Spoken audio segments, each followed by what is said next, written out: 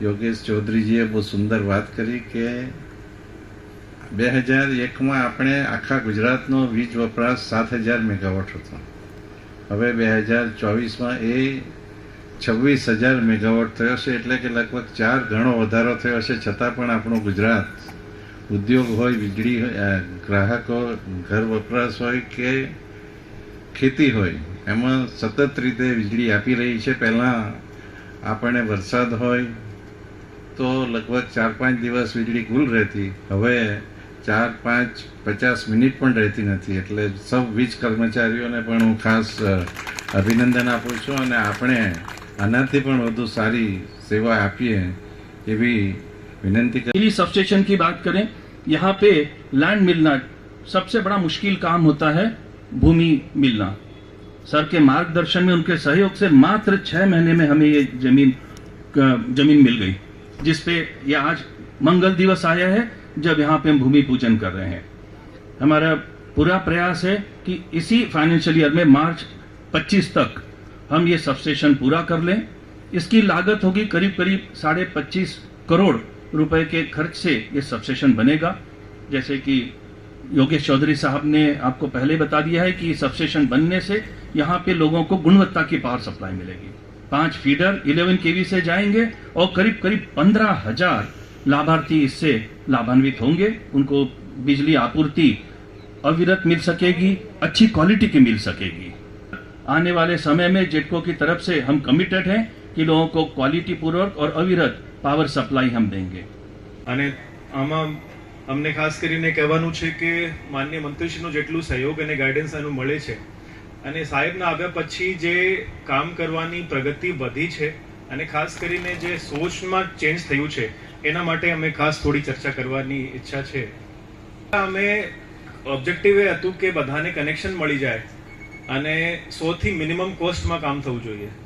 સાહેબનો પણ એ કહેવાનું હતું કે આપણા સાઉથ ગુજરાત ખાસ કરીને વિસ્તારમાં એક બાજુ દરિયો છે અને બીજી બાજુ ડાંગ, નર્મદા, તાપી જિલ્લામાં બહુ ડેન્સ ફોરેસ્ટ એરિયા છે. નવસારી, વલસાડ જિલ્લામાં પાકમાં પણ હોર્ટિકલ્ચર છે, એટલે આંબાવાડી, ચીકુવાડી આ પ્રકારના ખેતર વધારે છે. એટલે જે પાવરની ક્વોલિટી છે એમાં બાકી વિસ્તાર કરતાં થોડી તકલીફ વધારે પડે છે. એટલે સાહેબનું શરૂઆતથી એ ઓબ્જેક્ટિવ હતું કે ખર્ચ ભલે કેટલું થાય પણ પાવર ક્વોલિટીમાં કોઈ તકલીફ નહીં પડવી જોઈએ. અને પાવર ક્વોલિટી ઇમ્પ્રૂવ કરવા માટે અમને 2 કાર્ય કરવા પડે. એક જે લાઈનો છે એને અંડરગ્રાઉન્ડ કરવી, બીજું જે ટ્રાન્સફોર્મર્સ છે મોડર્ન નવા ટ્રાન્સફોર્મર નાખવા, એની કેપેસિટી વધારવી, અને જે ઘરની નજીકમાં જે લાઈનો છે એને સેફટીની દ્રષ્ટિએ કવર્ડ જે કેબલ એને કહે છે, એબીસી કેબલ અમે ટેકનિકલી કહીએ છીએ, એમાં કન્વર્ટ કરવી. અને અમને જણાવતા ખૂબ આનંદ થાય છે કે છેલ્લા 2 વર્ષમાં, આજથી 3 વર્ષ પહેલા અમે સંપૂર્ણ દક્ષિણ ગુજરાતના વિસ્તારમાં જેટલું ખર્ચ કરતા હતા એથી 3 ગણા ખર્ચ અમે આજે ખાલી વલસાડ જિલ્લામાં કરીએ છીએ. ફક્ત વલસાડ જિલ્લાની વાત નથી, સાહેબના માર્ગદર્શનમાં અમે બધા 7 જિલ્લાઓમાં એ રીતે કામ કરીને એક બાજુ અમારો કેપિટલ કોસ્ટ વધારીએ છીએ અને બીજી બાજુ સાહેબનું એ પણ કહેવાનું છે કે આ કરવાથી વીજળીની કોસ્ટમાં કોઈ ઇન્ક્રીઝ નહીં થવું જોઈએ. એટલે જે પ્રોપરલી બિલ પે કરે છે એને બહુ સારી સગવડ મળવી જોઈએ અને જે વીજળી ચોરી કરે છે એના ઉપર તમે જેટલા કડક પગલાં લો, અમારા તરફથી કોઈ એમાં વિરોધ નહીં આવે. એટલે અમે સાહેબનો ખૂબ આભાર માનીએ છીએ કે અમારી વિજિલન્સ ડ્રાઇવ્સ પણ દરેક વિસ્તારમાં સતત ચાલતી રહે છે અને આપણી પ્રજામાં બહુ ડિસિપ્લિન છે. જે નાના મોટા એવા પણ હજી પણ કેસ બને છે એના ઉપર અમે કડક પગલાં લઈએ છીએ. એના કારણે વીજળીની રેટમાં 5 વર્ષમાં કોઈ વધારો થયું નથી. અને બીજી બાજુ અમે કેપિટલ કોસ્ટમાં કામ કરીને છેલ્લા 2 વર્ષમાં પણ તમે જુઓ તો વાપી જીઆઈડીસી એરિયા હોય, પારડી નગરપાલિકા, ધરમપુર નગરપાલિકા, વલસાડ નગરપાલિકા, વાપી નગરપાલિકા, આ બધામાં અમુક લગભગ 60% અંડરગ્રાઉન્ડનું કામ પૂર્ણ પણ થઈ ગયું છે.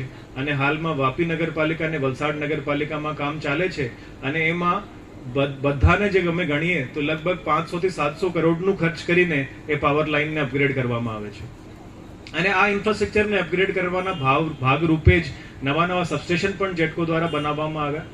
અમને જે પબ્લિકની બિલકુલ નજીકમાં ફીડરની લાઈન ઓછી કરવી હોય કે લો વોલ્ટેજની જે કમ્પ્લેન્ટ્સોને ઠીક કરવા માટે સબસ્ટેશનની જરૂરિયાત હોય છે અને એમાં છેલ્લા 2-3 વર્ષમાં વલસાડ જિલ્લામાં વાપી જીઆઈડીસી એરિયામાં ખાસ કરીને નવા સબસ્ટેશન આવ્યા છે અને આજે ચડા સબસ્ટેશનનું પણ ખાતમુહૂર્ત થયો અને ચીરી સબસ્ટેશનનું થયું.